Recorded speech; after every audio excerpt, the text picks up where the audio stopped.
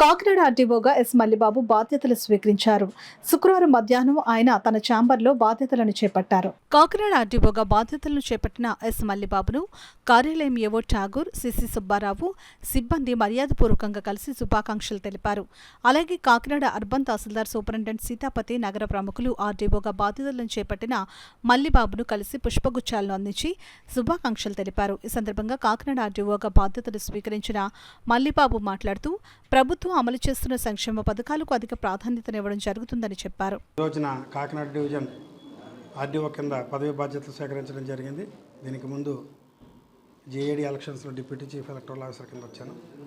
ప్రభుత్వం నిర్దేశించినటువంటి లక్ష్యాలు, ప్రస్తుత ప్రభుత్వం ఏవైతే పథకాలను ప్రవేశపెట్టిందో వాటిని జిల్లా కలెక్టర్ వారు, జాయింట్ కలెక్టర్ గారి యొక్క ఆదేశాల మేరకు సమర్థవంతంగా నిర్వహించడానికి, అలాగే పబ్లిక్ గ్రీవెన్స్ని ఎప్పటికప్పుడు సాల్వ్ చేయడానికి ఇతర అధికారులు అందరితోటి కలిసి కృషి చేసి ఎప్పటికప్పుడు వీలైనంత త్వరగా అన్నింటినీ కూడా అటెండ్ అవుతాను.